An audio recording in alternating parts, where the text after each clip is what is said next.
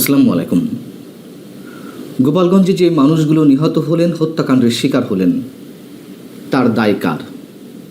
কার জয় হলো, কার পরাজয় ঘটল?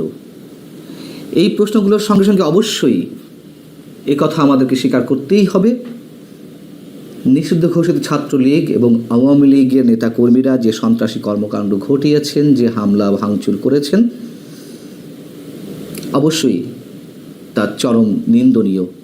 কিন্তু পাশাপাশি তো এ প্রশ্নও ওঠে, যেই উস্কানি দিয়ে জাতীয় নাগরিক পার্টি এনসিপির নেতাকর্মীরা সেখানে কর্মসূচি ঘোষণা করেছিলেন, তারপরে আওয়ামী লীগের নেতাকর্মীরা চুপচাপ বসে থাকবেন, এটা তারা কীভাবে ভাবলেন? এটা ধরে নেওয়ার কোনো কারণ থাকতে পারে? এবং যে প্রশ্নটি শুরুতে করছিলাম, এই হত্যাকাণ্ডগুলোর দায় কার? আচ্ছা, শেখ হাসিনার বিচার চলছে, তাই না? কী কারণে বিচার চলছে? ধরে নিলাম 5 আগস্টের আগে যেই মানুষগুলো হত্যাকাণ্ডের শিকার হয়েছেন, সহস্রাধিক মানুষ নিহত হয়েছেন, তাদের কেউই অন্য কারো গুলিতে নিহত হননি। যেই পেছনের পরিকল্পনার কথা জানা যাচ্ছে, যেই যুক্তরাষ্ট্রের প্লট নির্মাণের কথা জানা যাচ্ছে, স্নাইপার রাইফেল কাদের হাতে ছিল, ধরে নিলাম অন্য কারো গুলিতেই কেউ মারা যাননি, সবাই পুলিশ কিংবা আইন শৃঙ্খলা রক্ষাকারী বাহিনীর গুলিতে মারা গেছেন। সেই আইন শৃঙ্খলা রক্ষাকারী বাহিনী কার ছিল? শেখ হাসিনা সরকারের ছিল। তাহলে সেই গুলির নির্দেশ শেখ হাসিনা দিয়েছেন এবং নির্দেশদাতা হিসেবে শেখ হাসিনার বিচার কার্য চলছে। তাহলে প্রশ্ন হচ্ছে, এখনকার পুলিশ সহ আইন শৃঙ্খলা রক্ষাকারী বাহিনী কার? তারা তো আর শেখ হাসিনার নির্দেশে চলছে না, নিশ্চয় চলছে এই সরকারের নির্দেশে। এই সরকার কার? ডক্টর মোহাম্মদ ইউনূস সাহেবের। তাহলে এই যে মানুষগুলো হত্যাকাণ্ডের শিকার হলেন, কার নির্দেশে গুলি চালানো হলো?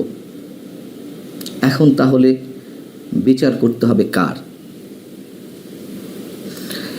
যে মানুষগুলো নিহত হয়েছেন, সেই নিহতর খবর আমরা দেখলাম সন্ধ্যা 6:30 7টা পর্যন্ত কোনো গণমাধ্যমে এ সংক্রান্ত কোনো খবর নেই, কোনো অনলাইন পোর্টালে নেই, কোনো টেলিভিশন চ্যানেলে নেই।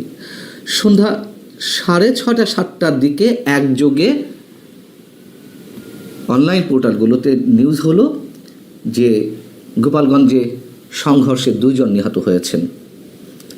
কালের কণ্ঠ 3 জন লিখেছে, হয়তো আজকের পত্রিকা 4 জন লিখেছে। আমরা যেটুকু খবর পাচ্ছি, নিহতের সংখ্যা সম্ভবত এর চেয়ে আরও অনেক বেশি। দুপুর থেকেই সংবাদ পাচ্ছিলাম যে কতজন নিহত হয়েছেন, কতজন আহত হয়েছেন, কিন্তু সে 3টা, 3:30, 4টা থেকে কোনো গণমাধ্যমে কোনো খবর ছিল না। এতগুলো মানুষের দায়ভার, হত্যাকাণ্ডের দায়ভার কার? এবং কেউ কেউ হয়তো প্রশ্ন করতে পারেন, শুরুতে বলছিলাম যে আওয়ামী লীগ সন্ত্রাসী কর্মকাণ্ড ঘটিয়েছে বা ঘটাচ্ছিল, তাহলে কি পুলিশ বসে থাকবে? গুলি তো তাকে করতেই হবে। তাহলে তো শেখ হাসিনার ক্ষেত্রেও একই কথা প্রযোজ্য হতে পারে।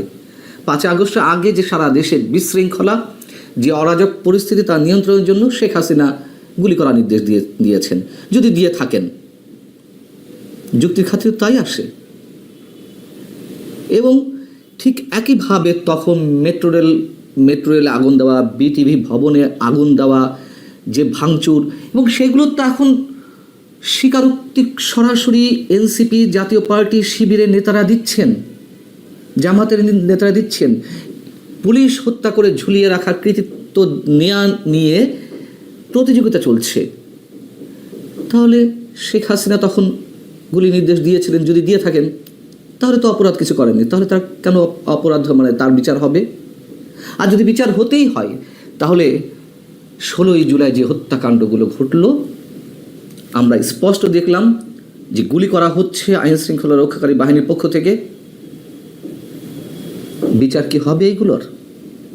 যেমনটি আমরা প্রশ্ন তুলেছিলাম 16ই জুলাই, ঠিক 2024 আজকের এই দিনটিতে আবু সাঈদ হত্যাকাণ্ডের শিকার হয়েছিলেন, তাকে পুলিশ গুলি করছে, রাবার বুলেট ছুটছে, তখন তো আমরা পুলিশের বিচার দাবি করেছিলাম। এবং সেই বিচারের সূত্র ধরে, মানে দাবির সূত্র ধরে শেখ হাসিনার বিচারও অনেকে করছিলেন।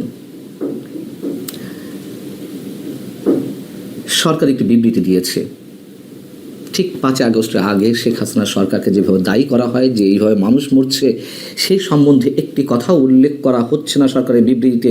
শুধু মেট্রো রেল কিংবা বিটিভি ভবনে গিয়ে শেখ হাসিনা কাঁদছেন, তাও তো সেখানে আবু সাইদের কথা উল্লেখ করেছিলেন তিনি যখন সম্ভবত বিটিভি ভবনে গেলেন ক্ষতিগ্রস্ত বিটিভি ভবন পরিদর্শন করতে।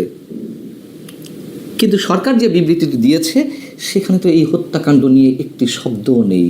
যারা নিহত হয়েছেন তাদের উদ্দেশ্যে কিছু বলেনি।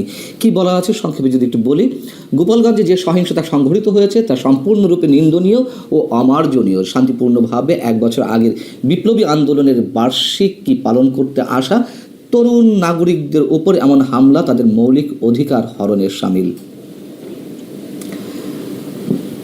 এনসিপি মার্চ টু গোপালগঞ্জ ঘোষণা দিয়ে যে সমাবেশ বা সভার আয়োজন করেছিল, তারা কি মনে করেছিল যে গোপালগঞ্জ তারা দখলে নিয়ে নেবে, খুব সহজে গোপালগঞ্জে সভা সমাবেশ করে চলে আসবে, এর মধ্য দিয়ে তারা প্রমাণ করতে পারবে যে গোপালগঞ্জ তারা স্বাধীন করে নিয়েছে? এই ধরনের পরিকল্পনা ছিল? মানে গোপালগঞ্জে যারা আওয়ামী লীগ ছাত্রলীগ করেন 90 থেকে 95% মানুষ, তাদের সবাইকে আন্ডারমাইন করেছিলেন। করাটা কি ঠিক হয়েছে? তারা কি মনে করছেন যে তাদের খুব বিজয় হয়েছে, খুব সহজে মানে অন্তত সমাবেশটি করতে পেরেছে, তারা গোপালগঞ্জের বুকের উপর দাঁড়িয়ে বলতে পেরেছে যে মুজিববাদ মুর্দাবাদ, মুজিববাদ নিপাত যাক, এটি তাদের বিজয়? খুব সাহসিকতা দেখিয়েছে। এতই সাহসিকতা দেখালো যে তাদেরকে ফিরতে হলো সেনাবাহিনীর ট্যাঙ্কের মধ্যে লুকিয়ে।